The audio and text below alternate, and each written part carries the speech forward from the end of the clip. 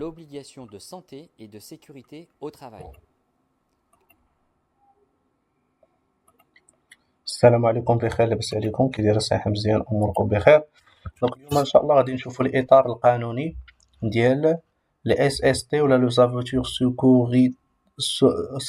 سيكوريتي او ترافاي. دونك اليوم نشوفوا ان شاء الله واحد الفورماسيون على الاطار القانوني والمرجع القانوني ديال الاسعافات الاوليه، ولا كتسمى باختصار الاس اس تي ولا لو سافوتور سيكوريتي او ترافاي، الاسعافات الاوليه في العمل.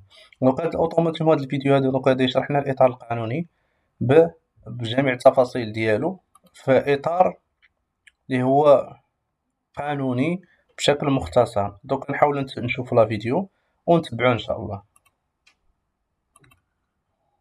L'employeur prend les mesures nécessaires pour assurer la sécurité et protéger la santé physique et mentale des salariés.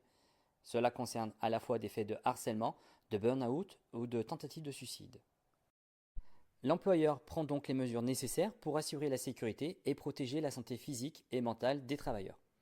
Pour cela, il dispose de 3 axes essentiels qui sont des missions de prévention des risques professionnels, notamment définis par les 9 principes généraux de prévention qui sont situés dans l'article L4121-2 du Code du travail, ou ceux compris mentionnés à l'article L4161-1 du Code du travail qui concernent les contraintes physiques, notamment le fait de manutention, de posture pénible ou de risque vibratoire, ou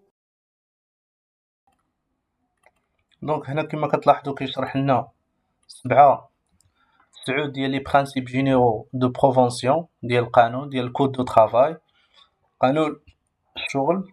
دونك هو كيشرح لنا الاطار القانوني اللي كتمشي عليه الاسعافات الاوليه.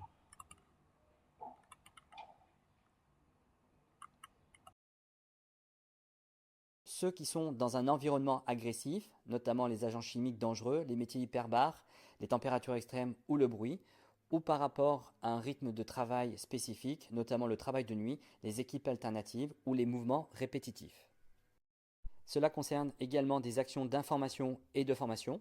Cela concerne les formations obligatoires en entreprise qui sont les formations incendie, les formations sur les risques psychosociaux, gestes et postures, risques routiers et risques chimiques, les formations en fonction de l'effectif ou du personnel présent, qui sont les formations de secourisme en habilitation électrique ou le référent santé-sécurité au travail, ou des formations plus spécifiques, notamment les autorisations de conduite, le risque amiante, le comité social économique ou le travail en hauteur. Mais cela concerne également des informations au niveau des salariés, qui sont les quarts d'heure sécurité proposés tout au long de l'année. Le troisième axe concerne la mise en place d'une organisation et de moyens adaptés. Cela peut être des équipés de première intervention, des guides fil serre-fil, des SST, etc. Au niveau du matériel. دونك هنا كيحاول الاوتوماتيزم يشرح لنا لي مويان ديال ليكيبمون او بي اي ديال ايكيب دو بروميير انترفونسيون ولا او اس اي، ايكيبمون دو سكوند انترفونسيون. وكيشرح لنا اوتوماتيكمون لو سافوتور سيكوريس او ترافاي. دونك بجوج. دونك الا لاحظتوا هاد الاشاره هادي، عندنا جوج الاشارات، عندنا اشاره خضراء ديال اس تي وعندنا الاشاره الحمراء ديال او بي اي، ولا كتكون ديال او اس اي اللي هو عندنا الاو بي اي ايكيبمون دو بروميير انترفونسيون، وعندنا الاو اس اي ايكيبمون دو سكوند انترفونسيون. الفرق بيناتهم ماشي شي فرق كبير، ولكن اوتوماتيك هنا كيحاول يشرح لنا. دونك حنا غنتبعوا الشرح ديالو دونك باش نفهمو مزيان. Cela concerne les trousses de secours, les défibrillateurs, l'affichage, les extincteurs, etc., etc. Pour finir, l'article précise que l'employeur veille à l'adaptation de ces mesures pour tenir compte du changement des circonstances et tendre à l'amélioration des situations existantes.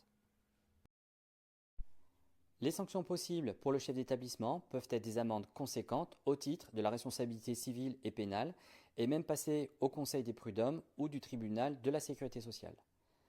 Les coûts financiers peuvent être énormes pour l'entreprise et même engager les biens personnels du dirigeant au titre de la faute inexcusable de l'employeur.